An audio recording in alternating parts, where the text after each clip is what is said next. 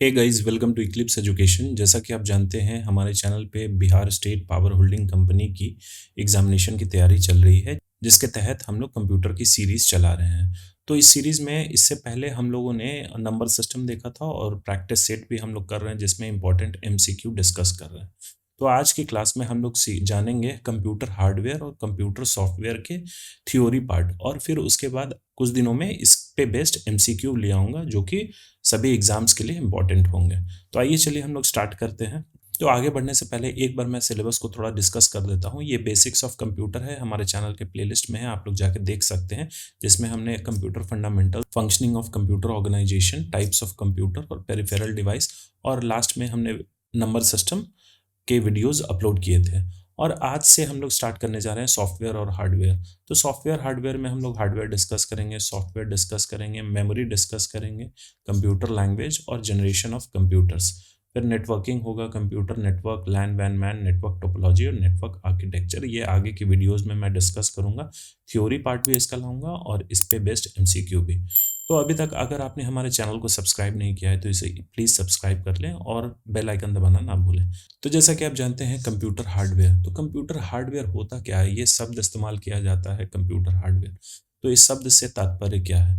तो चलिए हम लोग देखते हैं। यहाँ इंग्लिश में लिखा है, मैं हिंदी में एक एक लाइन, एक एक वर्ड को समझा दूंगा। हार्डवेयर, और उसको इस तरीके से भी शॉर्ट फॉर्म में लिखा जाता है, can be defined as all the physical component. Physical component मतलब भौतिक components that are part of a computer system. मतलब ऐसे कंपोनेंट जो दिखते हैं, उनका कुछ वजन होता है, उन्हें हम छू सकते हैं, उन्हें महसूस कर सकते हैं, तो वो जो कंप्यूटर सिस्टम के पार्ट है। This means that all the devices that you can see on your computer can be characterise as a computer hardware. ये लाइन कहने का मतलब है, आप जो भी कंपोनेंट कंप्यूटर सिस्टम में आप देख सकते हैं, उसको छू सकते हैं, उसको उठा सकते हैं, अपने हाथों में ले सकते हैं, उसे कैरी कर सकते हैं, ये सब जितने पार्ट होते हैं, इन्हें कंप्यूटर हार्डवेयर बोला जाता है। इन अदर वर्ड्स, दूसरे शब्दों में, it can also be said that hardware simply refers to all the tangible, tangible मतलब जिसे हम देख सकते हैं, and physical component of a computer, मतलब कि ऐसे कंपोनेंट जिन्हें हम देख सकते हैं, उसे कंप्यूटर हार्डवेयर बोला जाता है। This includes all the component that can be seen और टच्ड। अब इस लाइन में हम लोग देखते हैं, there are different types of computer hardware, here are some examples. मतलब कंप्यूटर हार्डवेयर के अलग अलग प्रकार होते हैं। तो कौन कौन से प्रकार होते हैं? Input devices, output devices, storage devices और इंटरनल डिवाइसेस। तो इनपुट डिवाइसेस में कौन कौन से हार्डवेयर होते हैं जिनके जरिए हम लोग कंप्यूटर को इनपुट देते हैं? ये लास्ट के वीडियो में, पेरिफेरल डिवाइसेस के वीडियो में मैंने बताया था कि इनपुट डिवाइसेस कौन से होते हैं, आउटपुट डिवाइसेस कौन से होते हैं।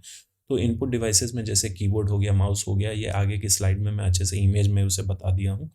फिर आउटपुट डिवाइसेस में मॉनिटर हो गया, प्रिंटर हो गया और बहुत सारे डिवाइसेस। स्टोरेज में, जिसमें हम लोग डेटा को स्टोर करते हैं, इंफॉर्मेशन को स्टोर करते हैं, जैसे सीडी हो गया, डीवीडी हो गया, हार्ड डिस्क हो गया, SSD, pen drive, memory card, ये सब स्टोरेज डिवाइस में आते हैं।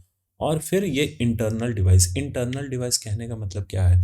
जो हम लोग घर में, अगर आपके घर में कंप्यूटर होगा, तो जो आपका सीपीयू होता है, तो सीपीयू के अंदर भी कुछ कंप्यूटर हार्डवेयर लगे रहते हैं, जैसे मदरबोर्ड होता है, रैम होता है, रोम होता है।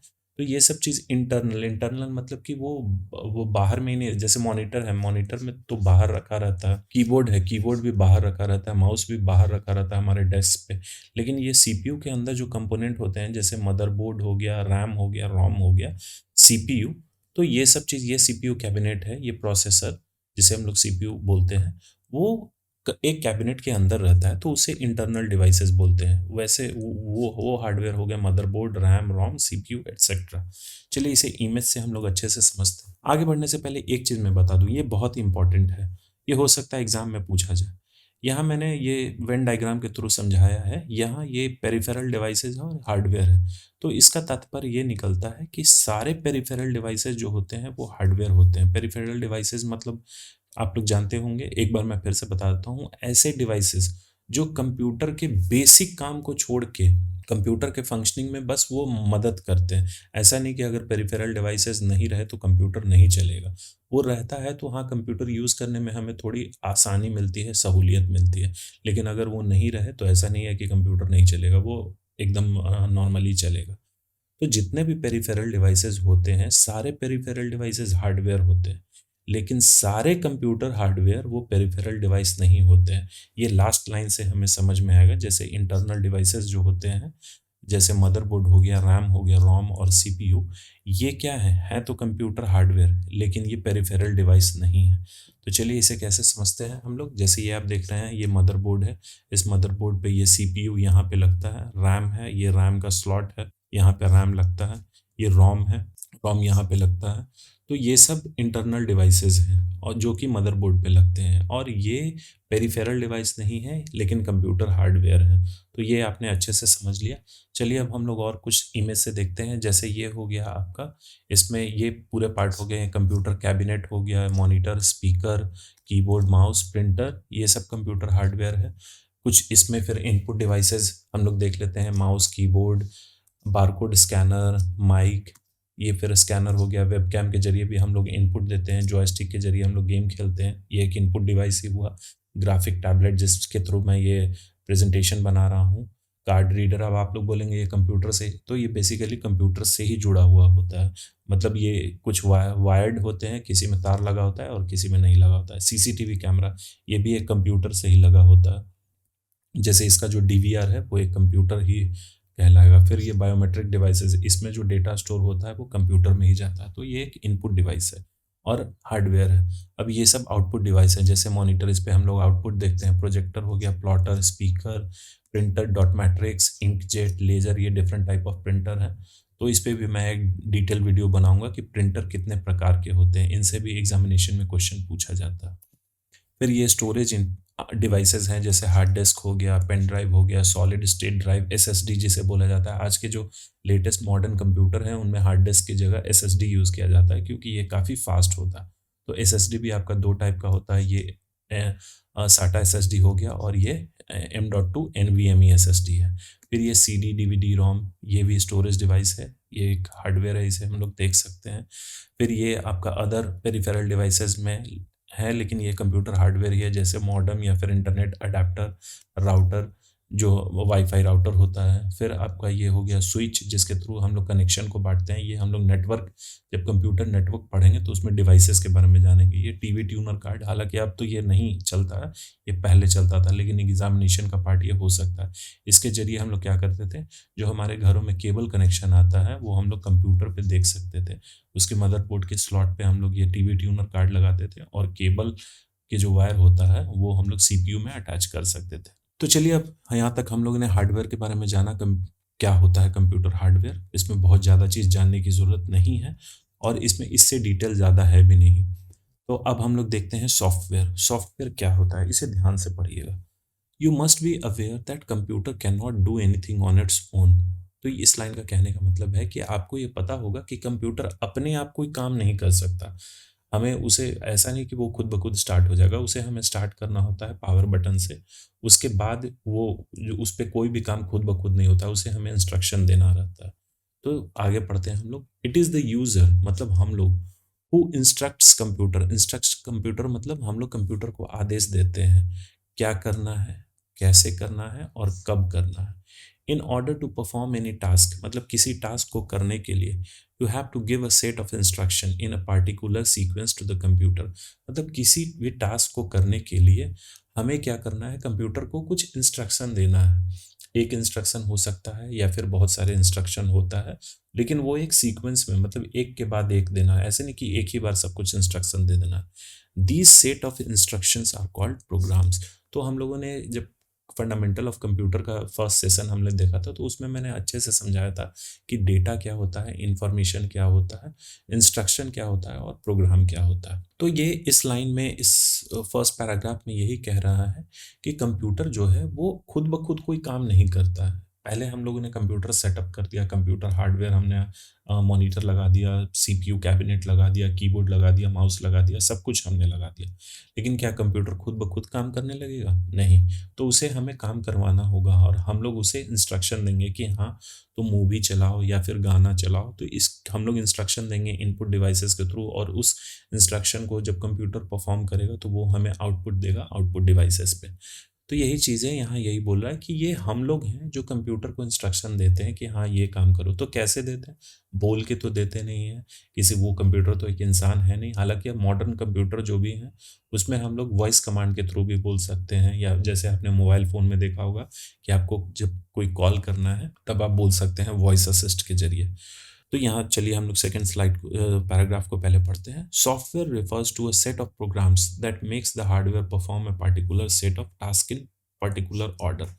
तो सॉफ्टवेयर कहने का मतलब है, सॉफ्टवेयर एक सेट ऑफ प्रोग्राम्स होता है, मतलब कई सारे प्रोग्राम्स उसमें होते हैं, कई सारे प्रोग्राम्स होते हैं, और उसका सेट जो होता है उसी को सॉफ्टवेयर बोला जाता है, जिस जो क्या करता है, कंप्यूटर के हार्डवेयर को वो जिस काम के लिए बना हुआ है वो काम करवाता है। जैसे अगर सपोज करिए कंप्यूटर का हार्डवेयर है आपका रैम, या फिर स्टोरेज डिवाइस है, तो स्टोरेज डिवाइस में हमने मूवी डाला है, अब हम चाहते हैं कि वो मूवी इस हार्ड डिस्क से इस हार्ड डिस्क में कॉपी करें, तो हम लोग तो इंस्ट्रक्शन दे देंगे कॉपी करने का, राइट क्लिक करके, या फिर हम लोग शॉर्टकट की के थ्रू हम लोग कमांड दे देंगे।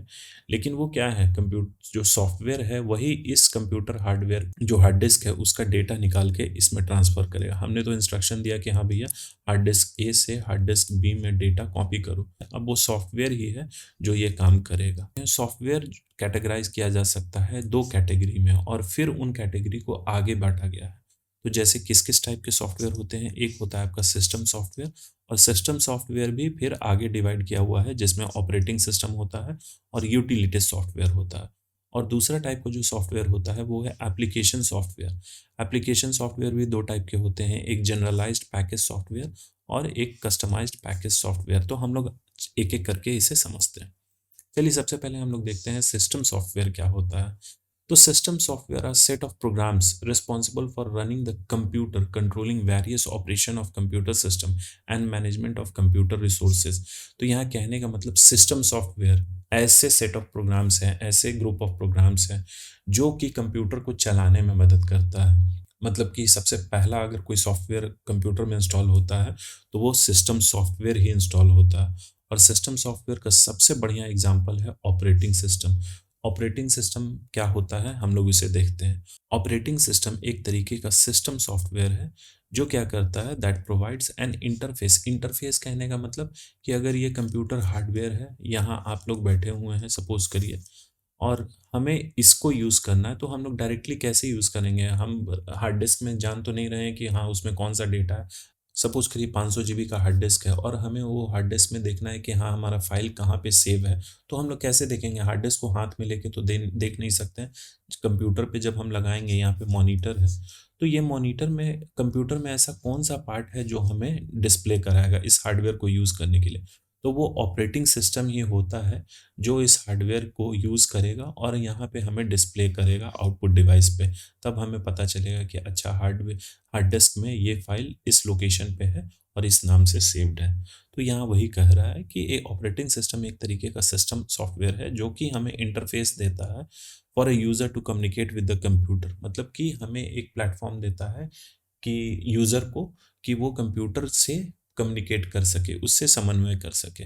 मैनेज हार्डवेयर डिवाइसेज़ को हम लोग मैनेज कर सकते हैं, मतलब कि डिस्क ड्राइव, जैसे कि हार्ड डिस्क को हम लोग उसको मैनेज कर सकते हैं, उसमें फ़ाइल ऐड कर सकते हैं, डिलीट कर सकते हैं।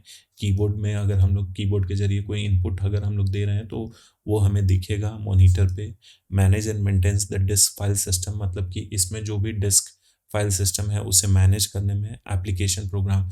अब सपोज़ करिए कि इस हार्ड डिस्क को हमें डिलीट करना है, तो या फिर हार्ड डिस्क में कोई एक फ़ोटो है, उस फ़ोटो को हमें यूज़ करना है, तो वो कैसे होगा? उसके लिए हम लोग एक अलग सॉफ्टवेयर डालेंगे। या फिर सपोज़ करिए हमें फ़ेसबुक यूज़ करना है, तो फ़ेसबुक हम कहाँ पे इंस्टॉल करेंगे? तो वही इंस्टॉल करने के लिए हमें सिस्टम सॉफ्टवेयर की ज़रूरत होती है। प जब तक सिस्टम सॉफ्टवेयर नहीं होगा, हम लोग कोई एप्लीकेशन सॉफ्टवेयर उस पे इंस्टॉल नहीं कर पाएँगे। आगे हम लोग एप्लीकेशन सॉफ्टवेयर अच्छे से समझते हैं। ये ऑपरेटिंग सिस्टम के एग्जांपल हैं, जैसे डॉस हो गया, यूनिक्स हो गया, विंडोज़, मैकिन्टॉश, एंड्रॉयड और लाइनक्स।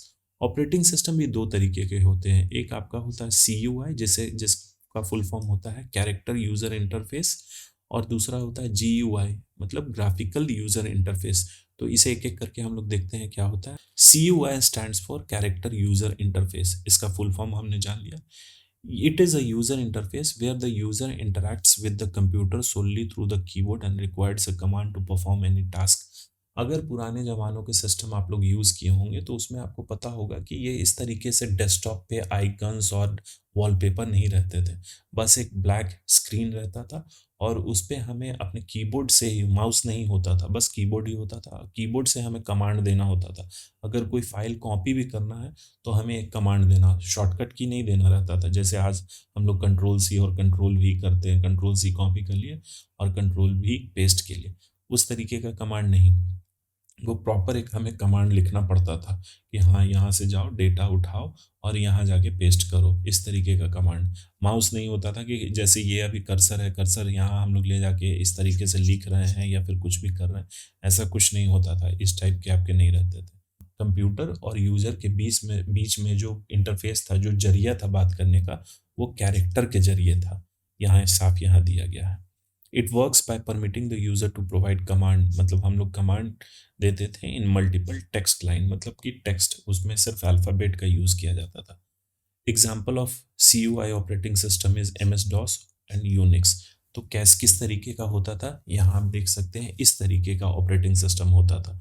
यहाँ आप देख रहे हैं, यहाँ जैसे इस तरीके का कमांड है, D double dot forward slash peers modules, फिर ये एरो साइन और डायरेक्टरी, तब जाके ये इस तरीके का डेटा आपका शो करता था। कोई भी आपको कॉपी करना है या फिर किसी तरीके का कमांड देना, पूरा उसका आपको एक स्क्रिप्ट लिख के रखना रहता था कि हाँ, ये इन इन कमांड से ये चीज़ होता है। अगर ये आज के सिस्टम पे भी आप देख सकते हैं, अगर आपके घर में लैपटॉप या फिर कंप्यूटर होगा तो आप उस पे विंडोज़ प्लस आर जब आप प्रेस करेंगे तो एक नीचे सर्च बॉक्स आ जाएगा, वहाँ पे आपको देना है CMD आप टाइप करेंगे और एंटर मारेंगे तो इस तरीके का कमांड प्रॉम्प्ट आपका खुल जाएगा और उसमें आपको कमांड देना होता है। ये बस आप देख लीजिएगा, अगर आप कमांड नहीं जानते हैं तो आप मत दीजिएगा, बस ये इस तरीके का इंटरफेस वहाँ पे खुल जाएगा। तो वहाँ पे कैरेक्टर के थ्रू ही एंटर होता है, वहाँ आप लोग एक बार करके देखिएगा, वो समझ में आ जाएगा। अब चलिए हम लोग नेक्स्ट टाइप का ऑपरेटिंग सिस्टम डिस्कस करते हैं, जो कि है GUI, जिसे बोला जाता है ग्राफिकल यूज़र इंटरफेस। तो GUI stands for graphical user interface. ये इस टाइप का यूज़र इंटरफेस है जहाँ पे यूज़र कंप्यूटर से इंटरैक्ट करता है यूजिंग ग्राफिक्स। ग्राफिक्स मतलब जिसमें आपके आइकन्स होते हैं, वॉलपेपर होते हैं, ये सब चीज़। Graphic includes icon, navigation bars, जैसे हम लोग लैपटॉप पे या फिर कंप्यूटर पे, लैपटॉप पे, जो भी हो, मोबाइल पे हम लोग क्या करते हैं, हम लोग किस तरीके से कम्युनिकेट करते हैं। कोई एप्लीकेशन खोलना होता है तो हम लोग उस पे कर्सर ले जाके क्लिक करते हैं। जैसे ये आपका कर्सर है, कर्सर को हम लोग इस तरीके से, ये आइकन्स हो गया, सिंबल बना हुआ है, इस पे हम लोग जाके क्लिक कर रहे हैं। लेकिन वही पुराने ज़माने के जो फ़ोन होते थे, जैसे जिसमें कीपैड होता था, उसमें किस तरीके का ग्राफिक्स वगैरह तो नहीं होता था, बस कैरेक्टर ही आता था। तो बस वो सबसे बेस्ट एग्जांपल हो गया आपका CUI और GUI। Mouse can be used while using the interface to interact with the graphics. तो इसमें माउस का इस्तेमाल किया जा सकता है या फिर कोई और पॉइंटिंग डिवाइस है, जैसे मैं अभी पेन टैबलेट इस्तेमाल कर रहा हूँ, ये भी एक पॉइंटिंग डिवाइस है। It is a it is a very user friendly interface and requires no expertise. तो यहाँ कहने का मतलब है GUI यूज़ करने में, GUI ऑपरेटिंग सिस्टम जो यूज़ करना वो काफ़ी आसान होता है, क्योंकि इसमें सब कुछ हमारे सामने रहता है और इसमें कोई एक्सपर्ट नॉलेज नहीं चाहिए। लेकिन character user interface operating system use करने के लिए आपको एक्सपर्ट होना पड़ता था, आपको अच्छा खासा नॉलेज होना पड़ता था, तभी आप उसे अच्छे से यूज़ कर पाते थे। अब ये एग्जामिनेशन पॉइंट ऑफ व्यू से आप देख सकते हैं, example of GUI based operating system are Windows 98, 2000, Windows XP, Vista, Windows के 7, 8, 9, 10, 11 वर्जन जो भी है, 9 नहीं, 7, 8, 10, 11। फिर मैकिनटॉस, एप्पल के डिवाइसेस पे मैकिनटॉस होता है, ये देखिए उसका लोगो है। लाइनक्स, एंड्रॉयड, इससे तो आप लोग भली भांति परिचित होंगे। तो ये यहाँ मैंने सब लोगो लगा रखा है, आप लोग देख सकते हैं, ये सब GUI ऑपरेटिंग सिस्टम है। अब दूसरा टाइप का जो सॉफ्टवेयर, सिस्टम सॉफ्टवेयर था, वो यूटिलिटी सॉफ्टवेयर। तो इसको अच्छे से समझिएगा। एक तो हमने सिस्टम सॉफ्टवेयर में पढ़ लिया ऑपरेटिंग सिस्टम, अब दूसरा है आपका यूटिलिटी सॉफ्टवेयर। यूटिलिटी सॉफ्टवेयर एक तरीके का सिस्टम सॉफ्टवेयर होता है जो कि हमें मदद करता है किस चीज़ में, मेंटेन करने में प्रॉपर और smooth functioning of a computer system. मतलब कि कंप्यूटर सिस्टम हमने उसमें ऑपरेटिंग सिस्टम इंस्टॉल कर दिया, हार्ड डिस्क लगा दिया, ये सब सब कुछ हम लोग डेटा वगैरह उसमें ये कर रहे हैं। लेकिन अगर कई बार होता है कि हमारा कंप्यूटर स्लो काम करने लगता है, तो उसमें क्या होते हैं, बहुत सारे पुराने फाइल्स स्टोर होना शुरू हो जाते हैं। रिसाइकिल बिन जो है जिसमें हम लोग डिलीट करते हैं तो वहाँ पे जाता है, वो फुल हो जाता है, या फिर कोई वायरस वगैरह लग जाता है तो वो सब चीज़ वो फिर आपका कंप्यूटर जो है सही से काम करना बंद कर देता है। तो ये यूटिलिटी सॉफ्टवेयर है, ये इसीलिए होता है कि उन सब चीज़ों की ये देखभाल करे और मदद करे कि हम लोग कंप्यूटर सिस्टम को अच्छे से मेंटेन कर सकते हैं। It assist the operating system to manage, ये ऑपरेटिंग सिस्टम को मदद करता है क्या करने में, मैनेज करने में, ऑर्गेनाइज करने में, मेंटेन करने में और optimise the functioning of the computer system, मतलब कि कंप्यूटर सिस्टम का जो फंक्शंस होता है उसको अच्छे से और बेहतर करने में ये मदद करता है utility software. These are programs that bridge the gap between the functionalities of an OS and the need of an user. Operating system क्या था, एक यूजर और एक कंप्यूटर के बीच में वो काम करता था, ओएस। लेकिन यूटिलिटी सॉफ्टवेयर है कि यूज़र और ऑपरेटिंग सिस्टम के भी बीच में आता है। तो ये हमें इसको ऑपरेटिंग सिस्टम को यूज़ करने में और मदद करता है, ये स्मूथ बनाता है। कुछ एग्जांपल हम लोग देख लेते हैं तब अच्छे से समझ में आएगा। Utility software perform certain task like virus detection, installation, uninstallation, data backup, deletion of unwanted files. तो जैसे अगर कंप्यूटर में हम लोग कोई फाइल कहीं से डाउनलोड करते हैं या फिर कहीं किसी और जरिए से लेके आते हैं, तो उसमें वायरस है या नहीं है ये यूटिलिटी सॉफ्टवेयर ही डिटेक्ट करता है। कोई भी एप्लीकेशन है उसे या फिर कोई प्रोग्राम है उसे हम इंस्टॉल करना चाहते हैं तो यूटिलिटी सॉफ्टवेयर ही मदद करता है। अगर उसे अनइंस्टॉल करना है तो फिर वो यूटिलिटी सॉफ्टवेयर ही मदद करता है। डेटा का बैकअप लेना, डेटा बैकअप लेना मतलब डेटा को किसी सुरक्षित जगह पे रखना। डिलीशन ऑफ अनवांटेड फाइल, ऐसे फाइल जो जो हमारे किसी काम का नहीं है उसे डिलीट करने में यूटिलिटी सॉफ्टवेयर ही मदद करती है। अब यहाँ मैंने नीचे एग्जांपल दिया है, ये कुछ एप्लीकेशन है जैसे विनजिप हो गया या मैकेफी एंटीवायरस, ये मैंने इमेज के तौर पे लगाया ताकि आप लोग समझ सके। तो देखिए ये दोनों जो एप्लीकेशन सॉफ्टवेयर है ये हम लोग डाउनलोड करते हैं किसी और जगह से, लेकिन ये सब यूटिलिटी सॉफ्टवेयर में काउंट नहीं होगा। यूटिलिटी सॉफ्टवेयर जैसे आप लोग अपने ऑपरेटिंग सिस्टम में देखेंगे तो उसमें जो जिप होता है, जिप मतलब कि किसी भी फाइल के साइज को कम करने का, तो वो आपके ऑपरेटिंग सिस्टम में पहले से ही मौजूद रहता है, उसे बोला जाता है यूटिलिटी। ये तो थर्ड पार्टी एप्लीकेशन हो गया। फिर अनजिप, अगर किसी फाइल का साइज हमने उसे कंप्रेस करके भेजा है तो फिर उसे बड़ा करने के लिए और उसे अगर हमने लॉक लगाया है तो उसे फिर ओपन करने के लिए फाइल सॉफ्टवेयर। एंटीवायरस भी, एंटीवायरस ये नहीं हो गया, ये तो थर्ड पार्टी एप्लीकेशन सॉफ्टवेयर हो गया। एंटीवायरस सॉफ्टवेयर जैसे विंडोज़ डिफेंडर, ये सब एंटीवायरस सॉफ्टवेयर होता है। फाइल मैनेजमेंट टूल, ये आप लोग विंडोज़ में जाके सेटिंग में जाके देखिएगा, disc management tools, backup utility tools, ये सब होता है, ये आपके यूटिलिटी सॉफ्टवेयर होते हैं। अब चलिए हम लोग आगे बढ़ते हैं दूसरे टाइप के सॉफ्टवेयर जो कि एप्लीकेशन सॉफ्टवेयर। हमने अभी पढ़ा सिस्टम सॉफ्टवेयर जिसमें था ऑपरेटिंग सिस्टम और यूटिलिटी सॉफ्टवेयर। ये दूसरा टाइप का सॉफ्टवेयर है जिसे एप्लीकेशन सॉफ्टवेयर बोलते हैं और इसका एक शॉर्ट वर्जन है जिसे हम लोग ऐप बोलते हैं। तो ऐप से आप लोग सभी कोई भले बाती होंगे। तो चलिए क्या होता है एप्लीकेशन सॉफ्टवेयर, उसे हम लोग समझते हैं। An application software is basically is a program or set of programs that performs a specific task।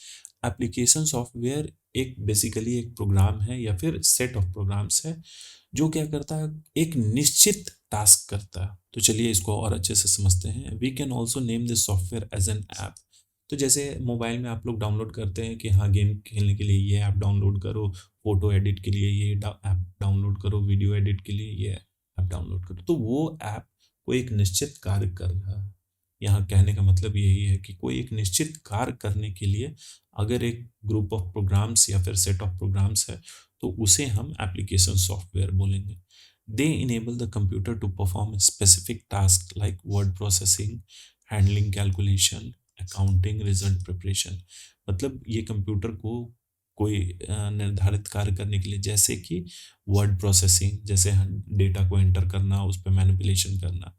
Calculation, calculation करना मतलब बड़े बड़े नंबर को जोड़ घटाव करना। अकाउंटिंग, लिखा जोखी जो करना होता है, रिजल्ट तैयार करना। तो ये सब के लिए एक स्पेसिफिक सॉफ्टवेयर ही आता है, एक निश्चित सॉफ्टवेयर आता है जो खास इन्हीं सब कामों के लिए बना हुआ है।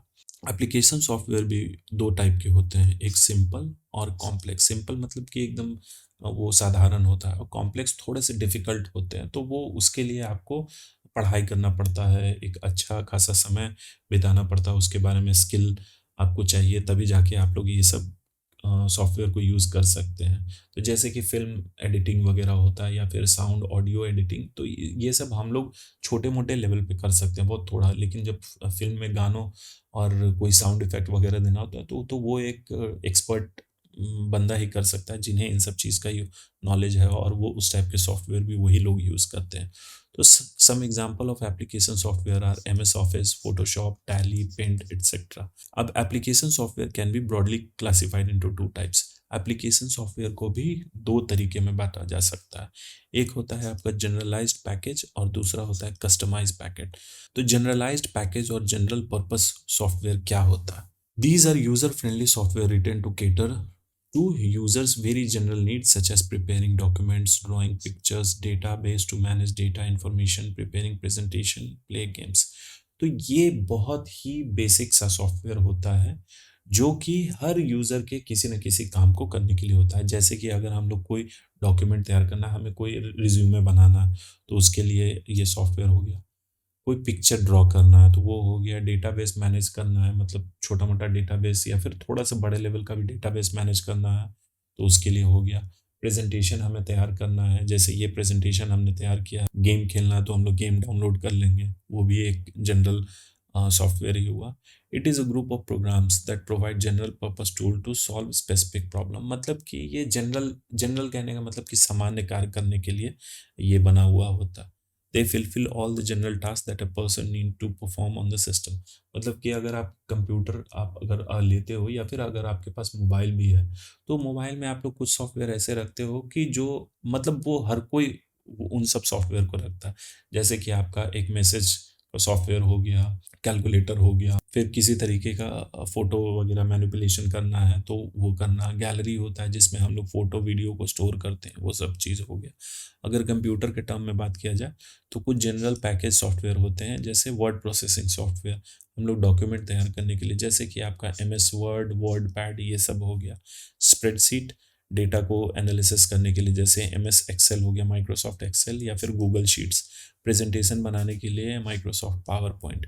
डेटाबेस मैनेजमेंट करने के लिए एमएस एक्सेस हो गया, एसक्यूएल, ओरेकल, एसएपी, ये सब। ग्राफिक्स टूल, जैसे कि जिसमें फ़ोटो पे कोई काम करना है या फिर वीडियो पे काम करना है, Photoshop, Corel Draw, video editing software जैसे प्रीमियर प्रो, फिल्मोरा, ये सब, इन शॉर्ट ये सब आपका ग्राफिक्स टूल में आ गया। वेब ब्राउज़र जैसे Google Chrome, Mozilla Firefox, opera, और भी बहुत सारे होते हैं। यहाँ मैंने इमेज लगा रखा है। माइक्रोसॉफ्ट ऑफिस के तहत जो भी पैकेजेस आते हैं, जो भी सॉफ्टवेयर, जैसे Microsoft Word, Excel, PowerPoint, ये वेब ब्राउज़र हो गया, जो Mozilla Firefox, Google Chrome, Safari, Opera, Internet Explorer, ये फ़ोटोशॉप का लोगो है। तो ये सब आपका जनरल पर्पस सॉफ्टवेयर हो गया। अब दूसरा जो है कस्टमाइज़। कस्टमाइज़ कहने का मतलब ही क्या होता है? इस शब्द का अगर हम लोग मतलब समझ गए तो फिर आगे भी समझ जाएँगे। तो कस्टमाइज़ कहने का मतलब यही है कि हम अपने तरीके से उसको अपने काम के अकॉर्डिंग उसको डिज़ाइन कर सकते हैं। तो चलिए हम लोग इसके पॉइंट्स देखते हैं। These are the application that are customised और डेवलप्ड। उसको कस्टमाइज़ करवाया जाता है अपने तरीके से, उसको बोला जाता है कि हाँ, इस तरीके से डेवलप करना है, to meet the specific requirements of an organisation या फिर इंस्टीट्यूशन। मतलब कि ऐसे सॉफ्टवेयर अपने यूज़ के अकॉर्डिंग उसको डेवलप करवाया जाता है, जो कि किसी एक खास ऑर्गेनाइजेशन या फिर कोई संस्था की ज़रूरत हो। जैसे सॉफ्टवेयर डेवलपर जो होते हैं, वही इसको डेवलप करते हैं, बनाते हैं। This software is not available on the web. ये जो सॉफ्टवेयर होता है वो वेब पे, जैसे आपका माइक्रोसॉफ्ट स्टोर, गूगल पे या फिर प्ले स्टोर, ऐप स्टोर पे ये अवेलेबल नहीं होता, क्योंकि ये सबके लिए बना ही नहीं है। अगर मुझे ज़रूरत है कोई एक खास सॉफ्टवेयर की, तो मैं एक सॉफ्टवेयर डेवलपर से उस टाइप का सॉफ्टवेयर डिज़ाइन करवाऊँगा और बस मैं अपने यूज़ के लिए ही लाऊँगा। वो वेब पे ईज़िली अवेलेबल नहीं होता। ईज़िली क्या, वो अवेलेबल ही नहीं होता। So one can not download और यूज़ देम डायरेक्टली। इसीलिए आप लोग उसे डाउनलोड भी नहीं कर सकते हैं और यूज़ भी नहीं कर सकते। इसे क्या बोला जाता है? Tailor made software. ये आप पॉइंट ध्यान से रखिएगा, इसे एग्ज़ाम में भी पूछा जा सकता है। It is called tailor made software. जैसे मैंने एग्ज़ाम्पल में पहले आपको बताया था कि शर्ट जो है हम लोग अपने टेलर के यहाँ जाके अपने साइज़ के अकॉर्डिंग बनवाते हैं, उसी तरीके से किसी सॉफ्टवेयर को अगर हम अपने काम के अकॉर्डिंग उसे बनवा रहे हैं तो वो कस्टमाइज़ सॉफ्टवेयर कहलाता है। इसका एग्ज़ाम्पल हम लोग देख लेते हैं। जैसे कि आप लोग लाइब्रेरी में गए होंगे, तो लाइब्रेरी में क्या होता है, कोई एक सर्टेन लाइब्रेरी है, वो चाहता है कि हाँ, स्टूडेंट का डेटाबेस जो है वो मेरे रिक्वायरमेंट के अकॉर्डिंग मेंटेन हो, तो वो एक सॉफ्टवेयर डेवलप करवाएगा जो एक जिसमें उसके रिक्वायरमेंट के अकॉर्डिंग सारे फील्ड्स रहेंगे और उसमें वो यूज़ कर पाएगा। अब कोई स्कूल है, स्कूल का भी अपना पर्सनल रिक्वायरमेंट का सॉफ्टवेयर होगा, कोई लाइब्रेरी हो गया, कोई यूनिवर्सिटी हो गया, तो बेसिकली यही सब जगह यूज़ होता है। या फिर किसी दुकान में भी आप देखे होंगे कि जो सॉफ्टवेयर वो लोग यूज़ करते हैं, वो खास उनके दुकान के लिए ही बना होता है। ऐसा नहीं कि उनका सॉफ्टवेयर आप लाके घर पे यूज़ करो या फिर कोई और यूज़ करे, वो आपके किसी काम का नहीं होगा। तो चलिए, यहाँ तक हमने सीखा सॉफ्टवेयर। सॉफ्टवेयर में हमने सिस्टम सॉफ्टवेयर, यूटिलिटी सॉफ्टवेयर और दूसरा एप्लीकेशन सॉफ्टवेयर और कस्टमाइज सॉफ्टवेयर हमने देखा। तो ये स्टोरेज हम लोग इस क्लास में बस इंट्रोडक्शन ले लेते हैं, और नेक्स्ट जब क्लास में लाऊंगा उसमें अच्छे से डिस्कस करूंगा, थोड़ा डिटेल में जाके। The devices which are used for storing data and information is known as storage devices. मतलब कि ऐसे डिवाइस जिसमें हम लोग इस्तेमाल करते हैं डेटा को स्टोर करने के लिए या फिर इंफॉर्मेशन को स्टोर करने के लिए, उसे स्टोरेज डिवाइस बोला जाता है या फिर मेमोरी डिवाइस भी बोला जाता है। It is also use for running task and application. हाँ, सिर्फ डेटा स्टोर करने के लिए नहीं होता, कुछ एप्लीकेशन को इंस्टॉल करने के लिए भी और उसे रन करने के लिए भी इसकी ज़रूरत पड़ती है। अब जैसे इसका एग्जांपल, सपोज़ करिए आपका मोबाइल का या कंप्यूटर का स्टोरेज है जिसमें डेटा स्टोर होता है, वो 500 जीबी का है, और वो 500 जीबी आपका इम्पोर्टेंट डेटा से फिल हो गया। अब आप कोई और एप्लीकेशन इंस्टॉल करना चाहते हैं, वो सपोज़ करिए 10 जीबी का, तो आप कहाँ इसे करिएगा? तो आप क्या करिएगा, एक और हार्ड डिस्क आप उसमें कंप्यूटर में या फिर अपने मोबाइल में मेमोरी कार्ड आप लगाइएगा, और उसमें उस एप्लीकेशन को आप इंस्टॉल कर सकते हैं और उसे रन कर सकते हैं। तो ये होता है इस तरीके से। तो basically there are two type of storage device. Storage device दो तरीके के होते हैं, एक होता है प्राइमरी और दूसरा होता है सेकेंडरी। लेकिन आज के टाइम में कि एक नया टाइप का स्टोरेज डिवाइस, स्टोरेज इसे डिवाइस नहीं बोलेंगे, ये एक स्टोरेज फैसिलिटी है, जैसे कि क्लाउड स्टोरेज या फिर ऑनलाइन बैकअप। जैसे आपका गूगल ड्राइव हो गया, माइक्रोसॉफ्ट क्लाउड हो गया, जिस पे हम लोग स्टोर करते हैं। मतलब वो फिजिकली एग्जिस्ट नहीं करता है, कहीं हम उसे कैरी नहीं कर सकते हैं। वो आपने डेटा अपने मेल पे या फिर गूगल ड्राइव में स्टोर कर दिया, और दुनिया के किसी भी कोने में आपको कोई भी चीज़ कैरी करने की ज़रूरत नहीं है। बस अपना यूज़र नेम और पासवर्ड याद रखिए, आपने डेटा यहाँ सेव किया, उसे अमेरिका के कंप्यूटर पे बैठ के आप अच्छे से उसे निकाल सकते हैं। स्टोरेज डिवाइस या फिर मेमोरी डिवाइस जो होता है, उसको मेज़र कैसे किया जाता है, मेज़र करने की इकाई क्या होती है? तो ये प्रैक्टिस सीरीज़ में हमने देखा था, और आगे की क्लास में जैसा मैंने बताया है कि क्लास में जब हम लोग मेमोरी डिस्कस अच्छे से करेंगे, उसमें मैं बताऊँगा साइज़। तो इसमें जनरली मेगाबाइट्स में होता है, गीगाबाइट में होता है और आजकल टेराबाइट में होता है। तो चलिए, प्राइमरी स्टोरेज और सेकेंडरी स्टोरेज किस किस टाइप के होते हैं वो हम लोग देखते हैं। Primary storage is also known as main memory और इंटरनल मेमोरी। तो प्राइमरी मेमोरी को ही मेन मेमोरी या फिर इंटरनल मेमोरी बोला जाता है। तो इंटरनल क्यों बोला जाता है, हम लोग यहाँ देखते हैं। It is a memory that computer access first, और डायरेक्टली एक्सेस कहने का मतलब उसे यूज़ करता है। ये ऐसा मेमोरी होता है जिसे कंप्यूटर सबसे पहले इसी को यूज़ करता है। और इंटरनल कहने का मतलब, तो जैसे उस समय मैंने दिखाया था आपको हार्डवेयर सेक्शन में, ये मदरबोर्ड होता है। तो मदरबोर्ड पे आपका सीपीयू लगा होता है, और ये मेमोरी के लिए आपका रैम होता है और रोम होता है। तो यही हो गया इंटरनल मेमोरी, जो इंटरनली कैबिनेट के अंदर लगा हुआ है, वो है आपका इंटरनल मेमोरी। और कंप्यूटर जब स्टार्ट होता है तो सबसे पहले यही दोनों मेमोरी को यूज़ करता है, रोम को और रैम को। तो प्राइमरी स्टोरेज, प्राइमरी मेमोरी कौन कौन से होते हैं, रैम और रोम। तो रैम का फुल फॉर्म होता है रैंडम एक्सेस मेमोरी, और रोम का होता है रीड ओनली मेमोरी। तो ये रीड ओनली मेमोरी का मतलब, इसमें डेटा एक बार जब एंटर हो जाता है, वो हम लोग नहीं करते हैं, जिस भी कंपनी का आप सिस्टम कंप्यूटर आप खरीद रहे हैं, वही इसमें डेटा स्टोर कर देते हैं, और वो उसे आप लोग डिलीट नहीं कर सकते हैं। उसे क्या, उसे डिलीट नहीं किया जा सकता है। लेकिन रैंडम एक्सेस मेमोरी जो है रैम, उसमें डेटा हर बार चेंज होता है। तो ये नेक्स्ट क्लास में हम लोग अच्छे से डिस्कस करेंगे कि रैम कैसे काम करता है और रोम कैसे काम करता है। अब दूसरा जो है सेकेंडरी मेमोरी या फिर सेकेंडरी डिवाइस। तो सेकेंडरी मेमोरी को एक्सटर्नल मेमोरी भी बोला जाता है, या और ऑक्सिलरी। ऑक्सिलरी मतलब हेल्पिंग, सहायता करने वाला।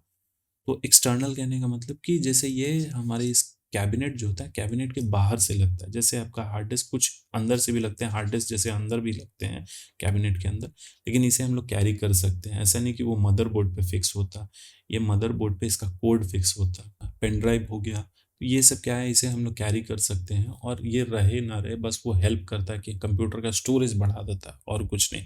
जैसे मोबाइल फ़ोन का अपना एक स्टोरेज होता है जो कि रैम है, 4 GB, 6 GB, 12 GB, तो वो हो गया उसका इंटरनल। और एक्सटर्नल होता है memory card, type of secondary storage, जैसे क्या हो गया HDD, hard disk drive, internal या एक्सटर्नल। तो हार्ड डिस्क ड्राइव इंटरनल भी आता है और एक्सटर्नल भी आता है। ऑप्टिकल डिस्क जैसे CD, DVD, ब्लू रे डिस्क, ये पेन ड्राइव हो गया, मेमोरी कार्ड हो गया। तो ये सब टाइप के जो होते हैं, सेकेंडरी स्टोरेज हो गया और प्राइमरी स्टोरेज। तो इन दोनों में बेसिकली डिफरेंस क्या होता है? प्राइमरी स्टोरेज को इंटरनल बोला जाता है। इंटरनल वो मदरबोर्ड पे ही लगा होता है। उसे हम लोग ऐसा नहीं कि निकाल के यहाँ रैम में जो डेटा इस हमने डाला, वो उसे निकाल के फिर हम लोग कहीं और ले जाके यूज़ कर सकते हैं। वो एक बार वहाँ पे लगा हुआ है तो वो वहीं पे यूज़ होगा, और ये मदरबोर्ड पे डायरेक्टली लगता है, इसीलिए इसे इंटरनल मेमोरी बोला जाता है। और इसमें दो ही टाइप के होते हैं, रैम रोम। सेकेंडरी स्टोरेज क्या होता है, इसे हम लोग इंटरनली भी लगा सकते हैं, एक्सटर्नली भी लगा सकते हैं, और इसे कैरी कर सकते हैं। और ये मेन मेमोरी नहीं होता, ये सेकेंडरी मेमोरी होता है।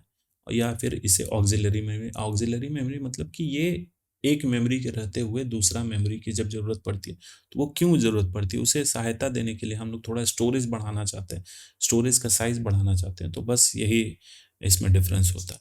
तो चलिए, आज की वीडियो में हमने उन्हें देखा, और हार्डवेयर, सॉफ्टवेयर और मेमोरी के थोड़ा सा इंट्रोडक्शन हमने लिया। अब नेक्स्ट क्लास में हम लोग मेमोरी को अच्छे से डिस्कस करेंगे। तो चलिए गाइस, थैंक यू, और प्लीज़ सब्सक्राइब, शेयर और लाइक करना ना भूलें।